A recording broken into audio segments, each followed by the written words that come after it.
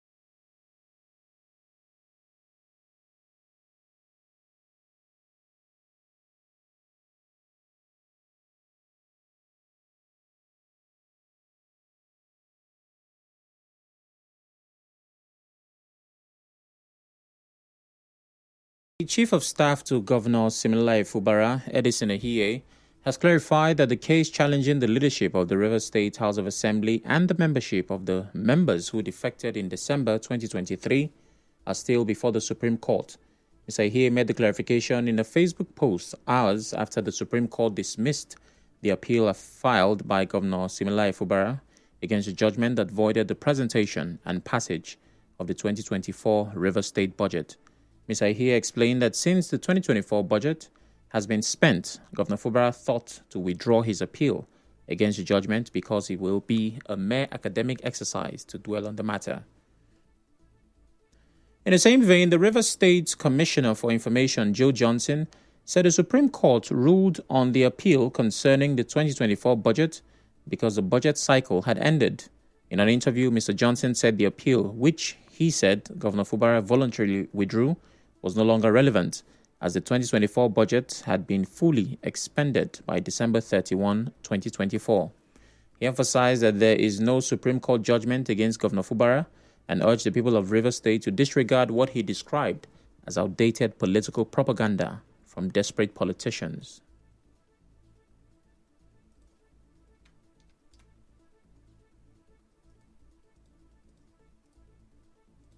The withdrawal of the appeal, as explicitly stated in the notice, aligns with the extant provisions of Order 11, Rule 14 of the Supreme Court rules, and therefore an acknowledgement of the fact that pursuing this matter is no longer necessary due to the changed circumstances, not because of any acquiescence of defeat whatsoever. There was no discussion as to who is the authentic speaker. There was nothing on that.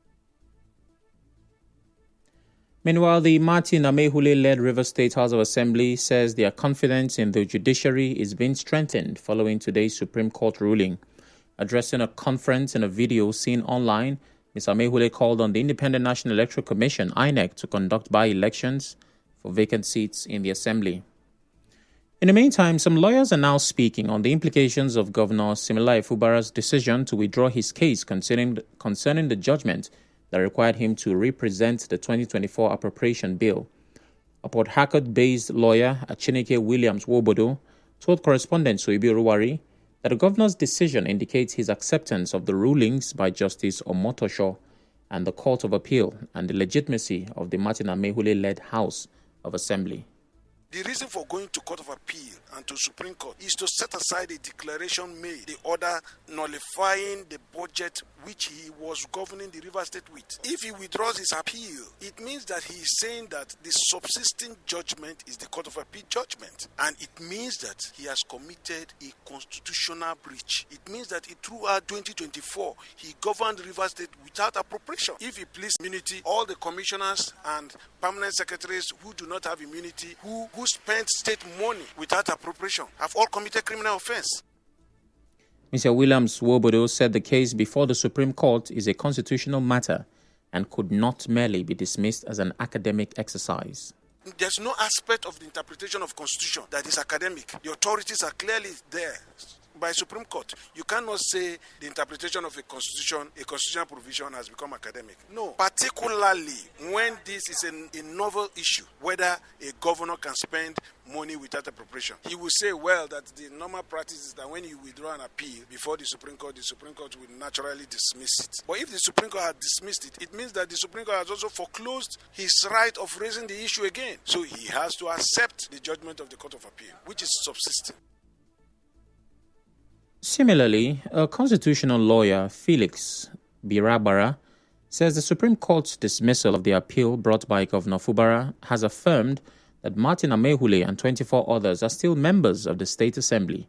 Speaking with correspondent Owenka Chinwosu, Dr. Birabara said the Apex Court's decision also affirms that the state governor ought to have presented the 2024 budget to them.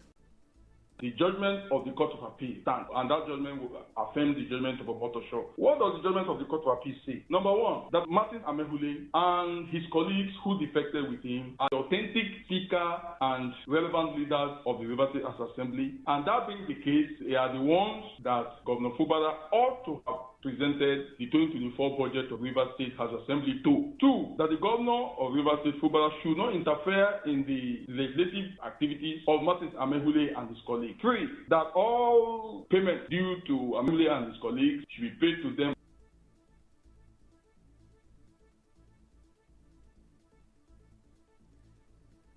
Dr. Birabara says he expects the Martin Amaewhule-led assembly to institute a fresh case against the passage of the 2025 budget. We are now dealing with 2025 budget. So that might mean that on the basis of that judgment, they might want to bring a fresh case, a fresh suit to now challenge the competence of a House Assembly not presided over by Martin Amaewhule to approve the 2025 budget. I think that will be the one that can be a live issue for any court to determine and maybe to enforce.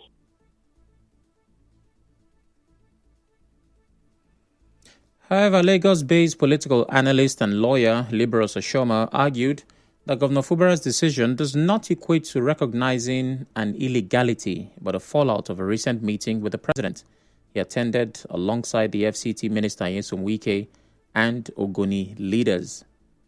Mr. Ashoma called on the other party in the suit to also show sign of readiness to resolve the political crisis because the governor has started another peace process. I hope that the other part will also show good faith this way and then also learn to give up some of their strong demands. And I commend the governor taking the first step at resolving. I just believe that in a few days ahead, we'll also see, the other parties take similar steps at ensuring that all parties sheath their sword. It is a way of resolving all the crisis. I had told you, the court ordinarily, will not resolve the matters in Rivers. It is the parties that sit back and say, let us put all of this behind us. Still to come, council chairman places bounty on gang after deadly clash in Obele community, River State. Stay tuned.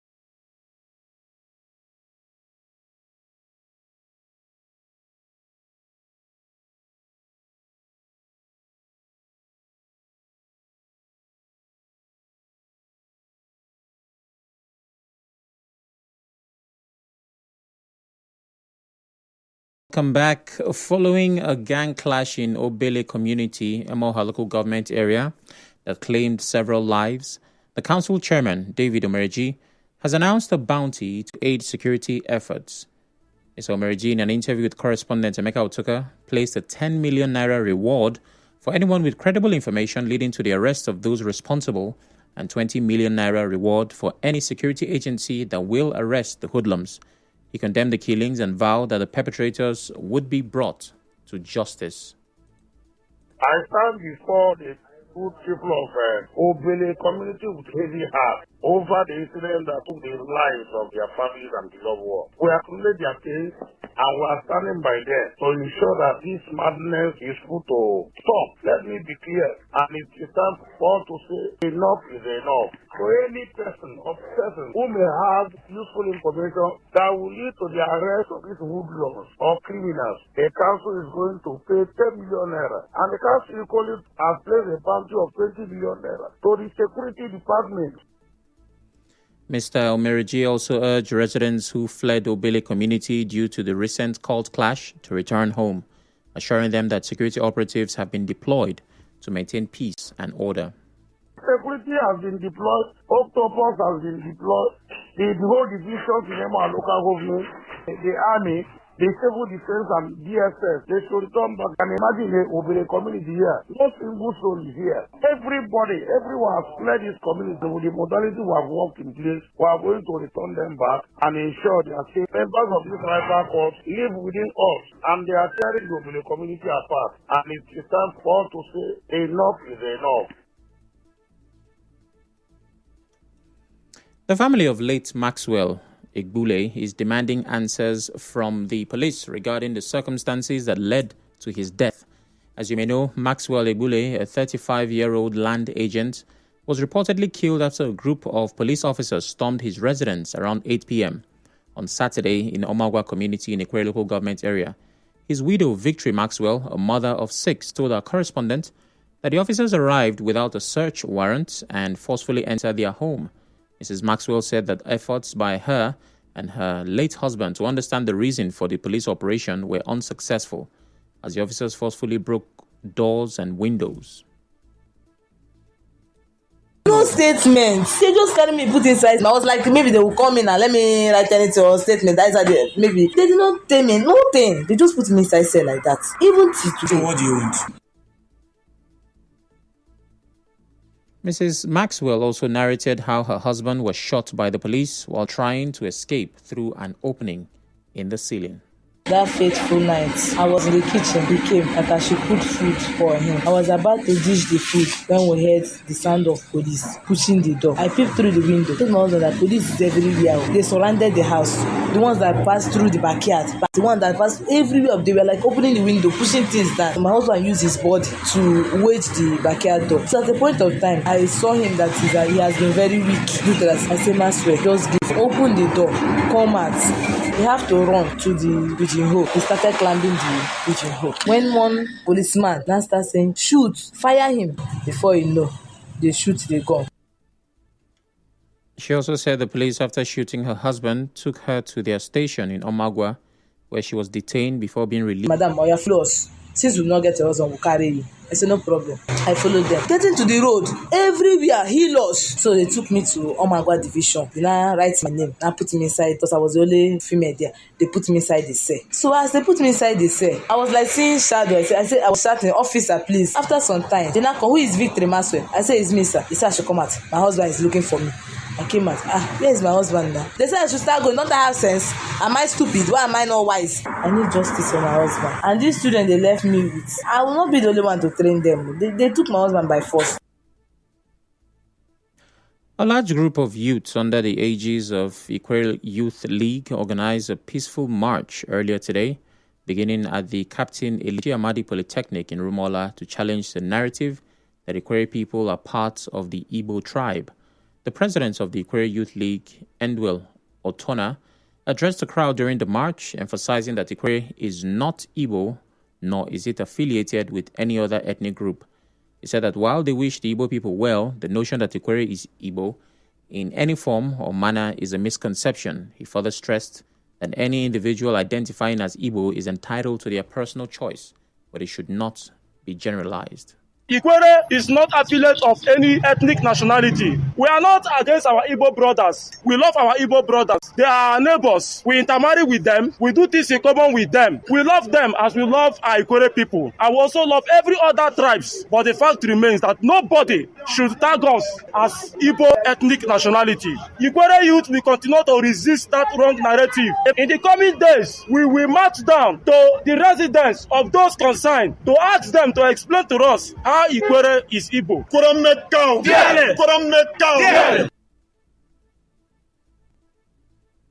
Another member of the group, Prince Bombs, also spoke.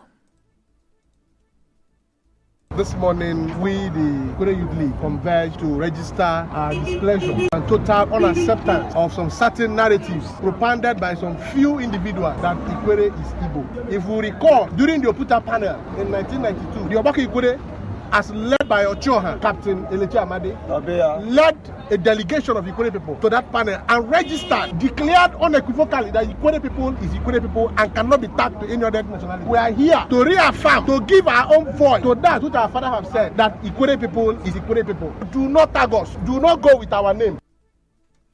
The group issued a stern warning declaring that anyone caught falsely associating Ikwere with the Igbo tribe would face legal consequences.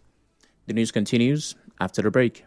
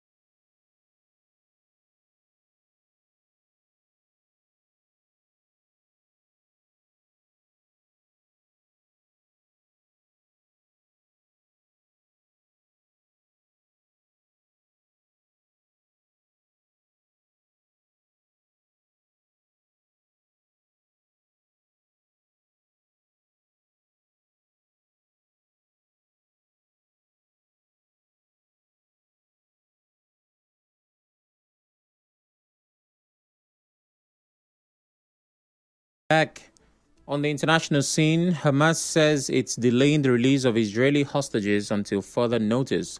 It says it's a response to Israel breaching the Gaza ceasefire agreement, which began last month. Israel calls the decision a complete violation of the ceasefire deal and says it's putting its military on the highest level of alert. 3 Israeli hostages were due to be released on Saturday.